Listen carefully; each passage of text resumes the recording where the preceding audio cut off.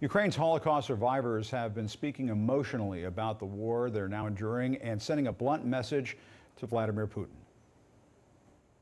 Путин, забирай свои войска и убирайся с Украины. Мы хотим мира. Мы хотим мира. У червні місяці почалася війна. Моїх усіх по маминій лінії євреїв забрали євреїв у Бабій Яр. І всі загинули там. Сьогодні я зустрічаю також у Києві, але вже в цьому році це страхіття страшне. Путін, щоб ти був здох, покинь нас, покинь, сволоч нас, щоб ми тебе не бачили і не чули, хто ти і що ти.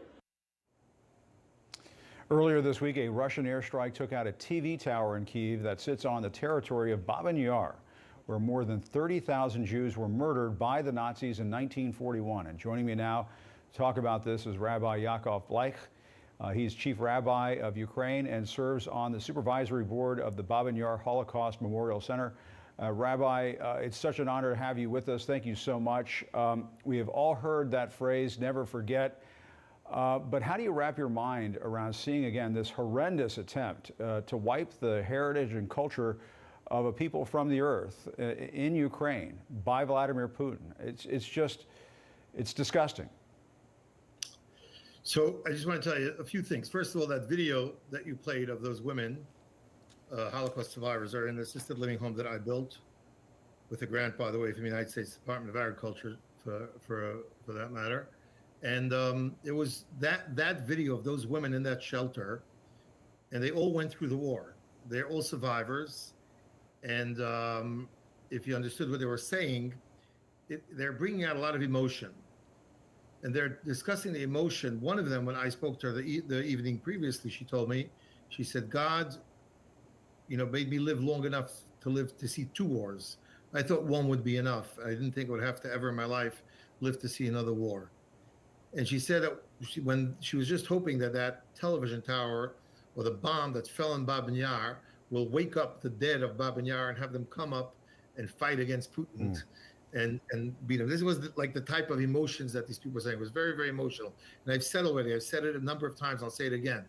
The feeling of seeing someone wipe out the one memorial that exists and that's being developed to bring memory to the people who were killed once in Babyn Yar, killed again by the Soviets, not allowing any type of memorial to be put up there. And finally, we get this memorial going over the last 30 years. And the last 6 years, Babyn Yar Holocaust Memorial Center is finally they put up a synagogue there and they put up other things.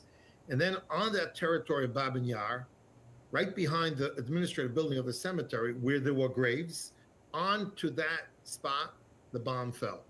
I think that was one of the most horrendous feelings that I had. And believe me, I've gone through a week of terror, 10 days of terror. Never dreaming to see Kiev, and Ukraine being blanket bombed, the way Chechnya. This is what, Putin did in Chechnya. This is what he did in Syria. Now he's just doing it in Ukraine. And he has the audacity to say he's coming to fight fascism. He's coming to save the Russian speakers from the Ukrainian fascists. I mean, he is killing Russian speakers. He's wiping out Kharkiv, which is a city that has probably a majority of Russian speakers. Is that how he's trying to save them? Yeah, I was going to ask you about that, Rabbi. How twisted is it that Putin is trying to brainwash Russians into believing that he's doing all of this to stop the Nazification of Ukraine, preying on the feelings of pride that Russians have from fighting the Nazis during World War II? It's sick. It's sick, and if he didn't have a controlled mass media, he would never be able to do it. So that's one of the things when everything is controlled, and Facebook was now shut down, and he's not allowing them access to the truth and to what's happening, and he's brainwashing people. And you feel like, I came to live in Ukraine during the times of the Soviet Union.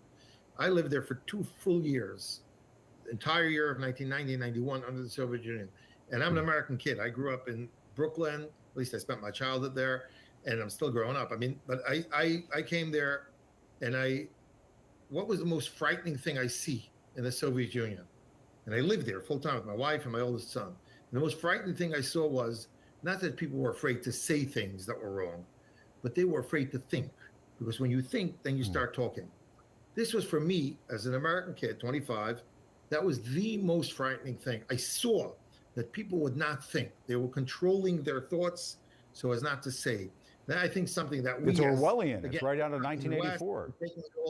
We take it for granted, our freedoms that we have, freedom of speech and the freedom of expression and freedom of religion, everything. It's all freedom. It's all there. And when you come to a society like that, you see it, you should begin to value, the freedoms that we have.